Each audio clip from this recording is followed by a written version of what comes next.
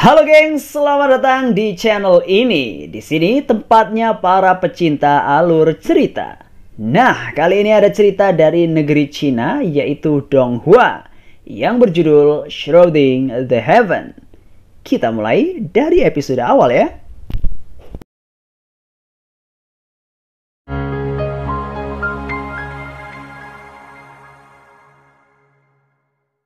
Misi perbaikan stasiun luar angkasa sedang dilaksanakan. Dua astronot meluncur ke area stasiun luar angkasa yang harus diperbaiki. Semuanya tampak lancar, namun mereka tak menyadari datangnya sesuatu yang sangat misterius dari kejauhan. Di angkasa lepas, serangkaian naga hitam terbang sambil menarik sebuah kuil. Mereka semua melesat menyusuri luar angkasa, tepat menuju bumi.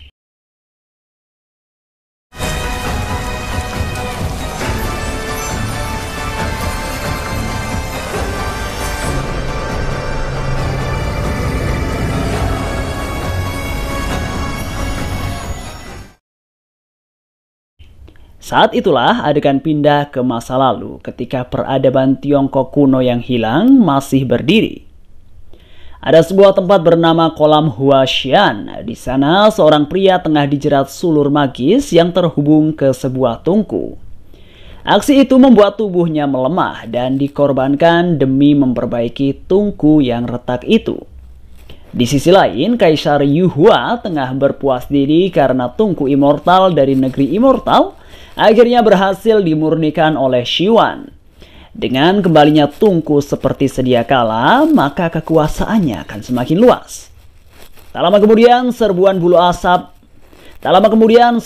saya bercahaya menerjang ke tempat itu. Yuhua dan anak buahnya mencoba menghalau terjangan itu, namun seluruh bulu bercahaya terlalu kuat. Setelah melakukan pertarungan selama beberapa saat, ribuan bulu bercahaya itu menyatu, lantas mewujud menjadi sesosok perempuan berjuluk Ruthless Empress. Dia ingin membalas dendam atas kematian kakak laki-lakinya yang dikorbankan demi tungku immortal. Yuhua tak peduli, dia mengerahkan kekuatannya dan beradu sakti melawan si perempuan. Keduanya tampak seimbang. Yuhua mampu menciptakan beberapa tangan di tubuhnya dan membantunya melancarkan berbagai serangan magis. Kedua sosok pemilik kekuatan dahsyat itu bertarung tanpa kenal ampun. Yuhua menciptakan pedang raksasa berwarna merah gelap. Pedang itu dikibaskan ke arah lawannya, namun sang Ruthless Empress menahan tebasan itu dengan kekuatannya. Lebih jauh, dia menghancurkan seluruh pedang Yuhua tanpa kesulitan.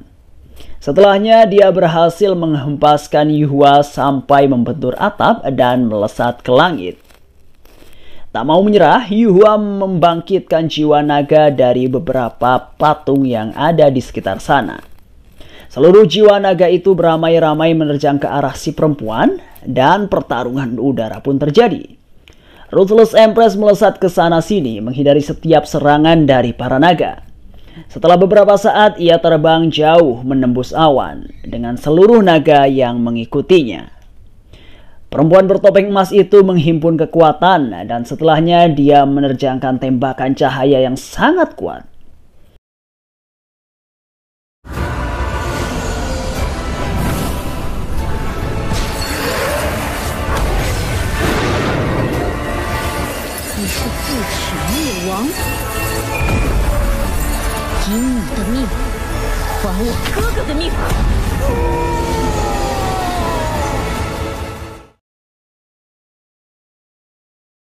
Serangan itu menghancurkan seluruh naga, lantas menerjang Yuhua.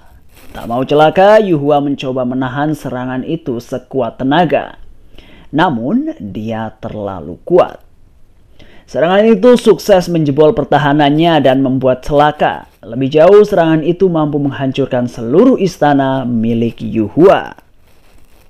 Di udara, perempuan itu teringat kembali tentang kakaknya. Saat ia kecil, kakaknya lah yang memberinya topeng emas itu.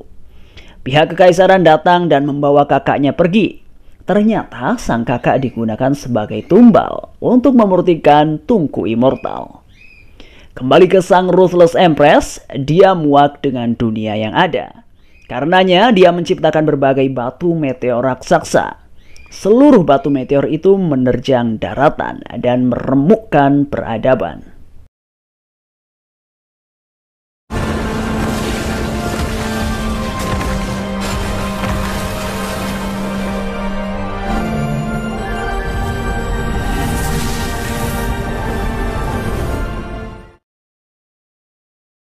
Setelah itu si perempuan mengembara dan berjanji akan menemukan kakaknya meski harus menunggunya bereinkarnasi selama mungkin.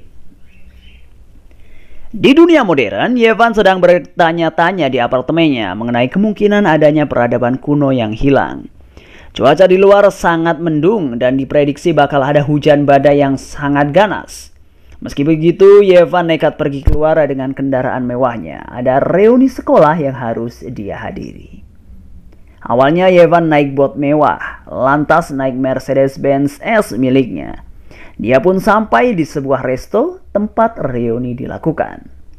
Pas dia turun dari mobilnya, temennya yang naik Vespa yakni Zhang Wenchan sampai. Dia kaget pas tahu kalau Yevan si ketua kelas naik mobil mewah. Di resto, Liu Yunzi, si berandalan kelas, lagi asyik ngobrol sama teman-temannya. Gak lama kemudian Yevan sampai di sana. Cewek bernama Linjia nyamperin dia dan ngambek karena Yevan lama banget datangnya. Sementara itu, Liu Yunzi malah membuli Yevan karena dicampakkan pacarnya, yakni Li Xiaoman. Yevan santuy aja ya kan, dengan si begundal gak tahu diri itu. Wenjang datang dan tanya, apakah mobil mewah di parkiran itu milik Yevan? Karena memang miliknya, Yevan membenarkannya. Tapi Yunzui mencemooh dan bilang, mobil itu pasti cuma sewaan. Gak lama kemudian Li Xiaoman, teman sekelas sekaligus mantan Yevan datang. Dia nongol bareng bule bernama Cade yang udah fasih bahasa Mandarin. Mereka pun ngobrol ngalur ngidul sementara cuaca mulai ganas di luar sana. Di langit, kedua astronot yang memperbaiki stasiun luar angkasa mendapat serangan. Serangkaian naga penarik kuil melesat dan menerjang mereka semua. Tak berhenti di sana, para naga itu melesat ke bumi, membawa kuil bersamanya. Kembali ke Yevan, karena cuaca mulai mengerikan, mereka memutuskan bubar. Yevan mau ngantar anak-anak yang gak bawa mobil, tetapi ditolak. Karena Liu Yunzi kelihatan lebih sukses dan populer. Yevan sih santuy aja ya kan. Beberapa saat setelahnya badai makin gak karuan cuy. Banjir melanda sehingga Liu Yunzi dan gengnya di mobil kejebak banjir. Lebih parah, bendungan penahan air laut jebol dan bikin kota makin amburadul. Liu Yunzi dan gengnya hampir innalillahi, namun Yevan muncul dengan bot mewahnya dan langsung saja dia menyelamatkan teman-temannya dan mengangkut mereka ke semua ke bot. 班长，都上船！班长，你哪来的船？你怎么不早说呀？快上船！班长，班长，班长！是用他们吧？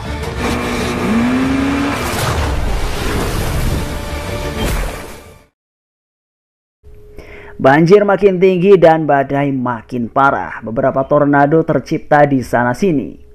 Celakanya bot yang ditunggangi Yevan dan gengnya terseret tornado. Mereka muter-muter ke atas lantas kelempar jauh. Saking kerasnya lemparan, bot itu melesat sampai ke area pegunungan.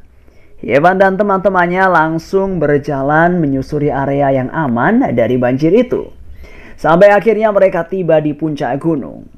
Di sana ada bangunan megah yang merupakan tempat berdoa. Beberapa warga kota juga sudah mengungsi ke area tinggi. Saat itulah hal mengerikan terjadi. Dari langit, sekumpulan naga penarik kuil muncul. Yevan dan teman-temannya kocar-kacir saat para naga itu melesat mengincar mereka. Kembali ke masa lalu. Setelah kakaknya berkorban demi Tungku, sang adik tak terima. Dia hampir dibunuh para penjaga, namun pria misterius muncul dan menyelamatkannya. Secara mengejutkan, pria itu bisa berubah menjadi mode overpower, lantas membantai para penjaga yang ingin menyakiti si adik perempuan. Kembali ke Yevan, dia dan rombongan orang di puncak gunung berlarian panik. Para naga menerjang tanah sehingga hancur berkeping-keping. Tanah ambrol sehingga semua orang di sana jatuh ke celah lebar yang tercipta. Yevan mencoba bertahan dengan berpegangan ke tepi tanah, namun akhirnya terjatuh juga bersama yang lainnya. Mereka semua selamat dari bencana itu dan bertanya-tanya, di mana mereka kini? Saat itulah mereka kaget, ada peti mati di hadapan mereka. Yevan meminta semua orang tetap tenang. Dia berkata pasti ada jalan keluar di sekitar sana. Mereka berjalan mengelilingi tempat itu dan naga yang tadi terjatuh kini tergeletak. Tak berdaya di tanah dan tak bergerak sama sekali. Yevan yakin anomali cuaca yang terjadi ada hubungannya dengan naga tersebut. Setelahnya mereka mendekati sebuah peti mati raksasa yang dikelilingi banyak patung.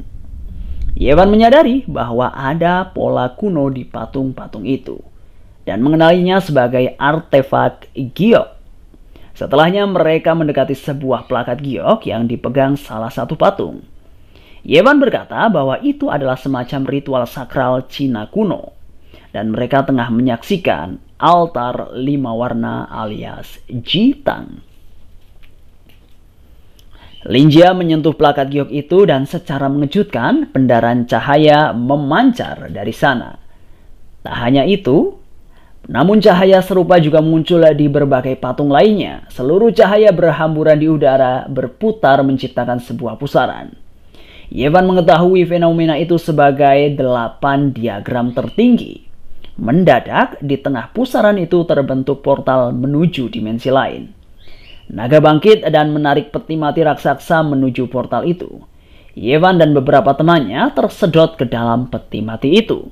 Lantas ikut terseret para naga menembus portal misterius tersebut.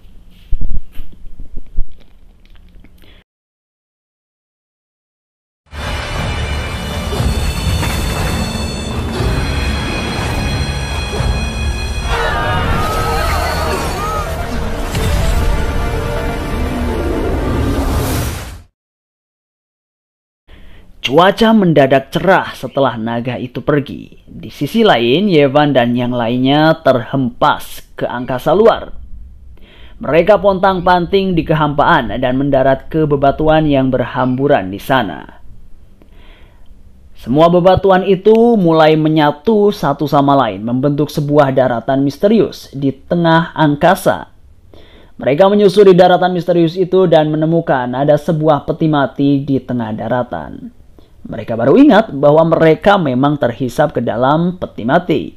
Yevan meminta mereka semua tetap tenang karena situasi pasti lebih aman. Setelahnya mereka mulai berhitung untuk mengetahui siapa saja yang selamat. Ternyata ada 20 orang cuy. Hal itu aneh karena saat reuni kelas tadi hanya ada 19 orang.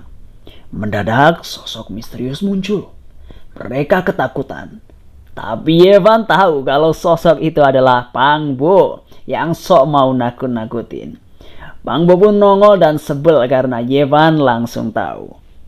Mereka semua penasaran kenapa Pang Bo ada di sana. Padahal pas reuni nggak datang. Pang Bo pun mengingatkan bahwa dia emang bilang bakal telat datang ke acara reuni. Ternyata pas banjir melanda, Pang Bo juga mengungsi ke gunung dan terlibat insiden masuk peti mati. Setelahnya mereka mendekati peti mati di tengah daratan itu dan mendadak segalanya berguncang. Ternyata para naga pembawa peti mati baru saja melewati portal dan sampai ke sebuah dunia seperti gurun. Begitu naga mendarat, daratan di dalam peti mati mulai retak berkeping-keping. Yevan dan teman-temannya pun terseret keluar dari dimensi peti mati tersebut. Mereka sampai di gurun tandus yang penuh dengan reruntuhan. Tempat itu adalah bintang Tian Yuan. Yevan meminta mereka jangan keluyuran, tapi Liu Yunzi nggak peduli dan berjalan ke sekeliling. Karena nggak mau ada yang terpisah, mereka pun bergerak. Di dekat sebuah reruntuhan, Yevan membaca sebuah tulisan Cina kuno yang berarti surga dan jurang. Saat itulah dia tahu bahwa mereka tidak lagi berada di bumi. Salah satu dari mereka panik dan lari sembarangan. Celakanya dia terseret pasir hisap. Yevan dan yang lainnya segera menangkap tangannya dan menarik keluar dari pasir hisap tersebut. 我不信！小心，别去！小心路上！救我呀！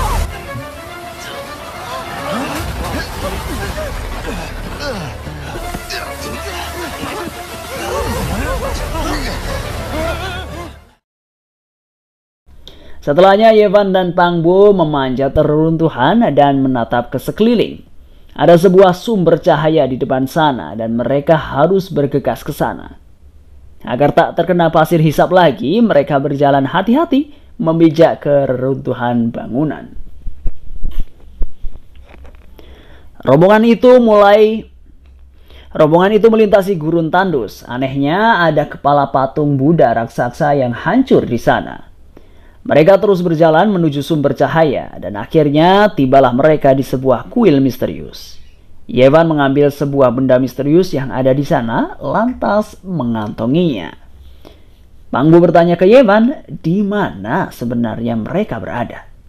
Setelahnya Yevan mengisahkan bahwa 2500 tahun yang lalu, Pangeran Kapila mendapat pencerahan di bawah pohon Bodhi depan kuil. Kapila adalah orang kuno yang disebut di dua artefak yang mereka temui sebelumnya. Rombongan itu pun masuk ke dalam kuil dan di sana ada banyak sekali patung yang tersebar. Yevan mengenali bahwa patung itu adalah 8 jenderal besar dari Kapila. Mereka pun mendekat ke ujung, menuju sebuah patung Buddha raksasa yang begitu megah. Yevan mengambil lentera perunggu di depan sana dan cahaya langsung berpendar. Saat itulah salah satu dari mereka tumbang, diserang sosok misterius. Yevan beraksi dan menghabisi sosok itu dengan lentera perunggunya. Ternyata yang menyerang mereka adalah naga kecil misterius. Celakanya beberapa naga serupa bermunculan di mana-mana. Pangbo mencoba melawan, namun naga itu hanya bisa dibunuh dengan senjata magis. Yevan langsung meminta mereka mencari senjata magis yang ada di sekitar sana. Mereka pun mulai mengambil berbagai senjata. Setelah dilengkapi senjata, aksi membasmi serbuan naga pun dilakukan. Celakanya meski senjata magis bisa mengalahkan naga, tetapi jumlah para naga sangatlah banyak. Ribuan naga kecil bermunculan dari berbagai arah. Ribuan naga kecil bermunculan dari berbagai arah. Lantas mengepung Yevan dan teman-temannya.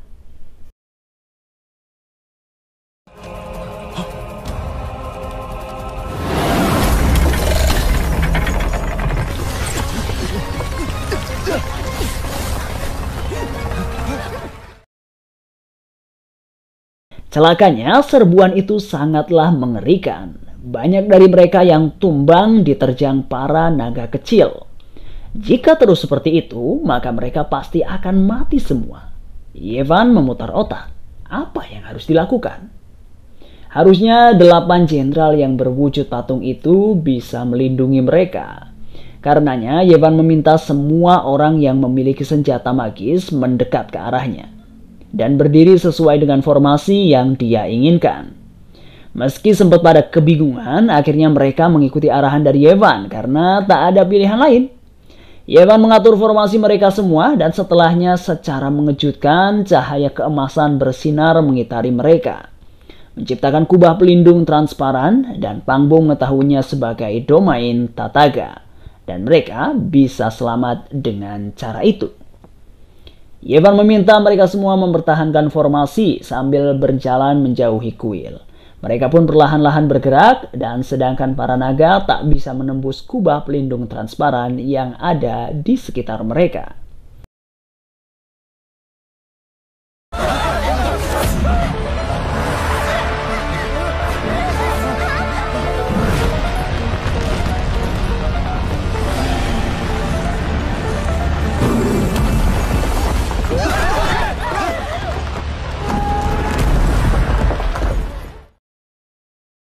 Celakanya begitu sampai di luar, ada salah satu naga menembus pertahanan dari celah di atas dan menumbangkan satu orang. Mengetahui celah formasi, Yevan dan Pangbo melompat keluar. menarik plakat raksasa kuil dan kembali ke formasi. Pang Bo menahan plakat itu agar bisa menutup celah. Setelahnya mereka semua bergerak sambil mempertahankan formasi menuju tempat pertama kali mereka datang. Sementara itu cahaya bersinar terang dari 5 patung yang mengitari altar 5 jiwa. Celakanya Yevan dan yang lainnya berada di situasi sulit. Jutaan naga kecil menyerbu dari berbagai arah. Saat itulah Yevan menyadari sesuatu yang ada di lenteranya. Dia maju, lantas menerjangkan semburan cahaya dari lenteranya. Cahaya itu memusnahkan ribuan naga yang menghadang di jalan mereka. Begitu sebagian besar naga musnah, Yevan dan yang lainnya melanjutkan perjalanan sambil mempertahankan formasi. Celakanya, sebuah cahaya mematikan menyebar dari arah kuil. Rombongan Yevan bergerak lebih cepat untuk menghindari jangkauan dinding cahaya itu.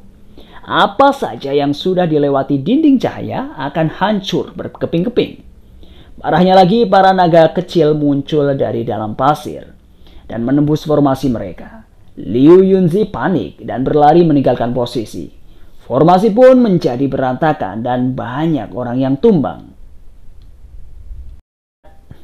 Yevan dan Pang Bo bergegas menyelamatkan mereka yang tak lagi bersenjata. Sementara sebagian besar lari menyelamatkan diri menuju altar. Pang Bo menggunakan plat raksasa miliknya untuk mendorong beberapa orang. Setelahnya, dia dan Yevan berlari kocar-kacir menghindari jangkauan dinding cahaya.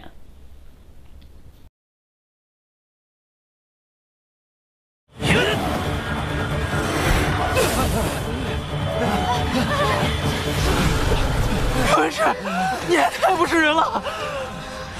抢我法器就算了，还破坏阵型。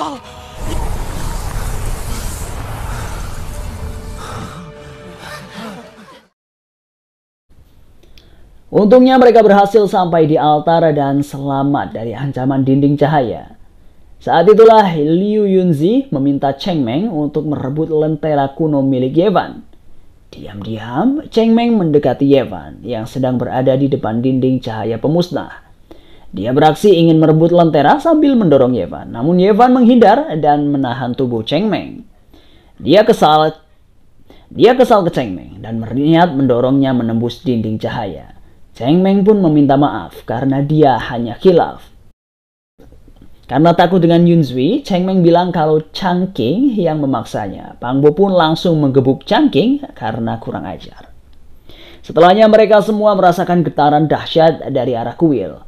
Ternyata monster raksasa telah bangkit dari dalam kuil. Dan dia adalah leluhur buaya yang sangat ganas. Monster itu melancarkan serangan jarak jauh. Serangan itu sukses meretakkan pertahanan di altar.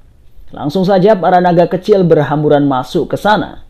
Yevan dan yang lainnya segera beraksi melakukan pembantaian. Saat itulah Yevan melihat darah makhluk naga yang dia basmi tersedot ke altar dan menjadi energi untuk memunculkan portal. Langsung saja dia sadar kalau demi membuka portal mereka harus memberikan sesembahan darah. Dia pun meminta semua temannya menggunakan darah para naga kecil untuk membangkitkan portal. Awalnya rencana itu berjalan dengan mulus setelah banyak darah bercucuran. Portal pun terbuka lebar. Naga raksasa penarik peti mati bangkit, lantas mulai terbang ke arah portal. Peti pun terbuka dan siap menarik Yevan dan yang lainnya. Namun sang monster buaya sudah sampai di sana. Dengan kekuatannya dia menjebol pertahanan altar tersebut. Debu berhamburan dan Yevan beserta teman-temannya dalam bahaya besar karena rencana kabur mereka terancam gagal.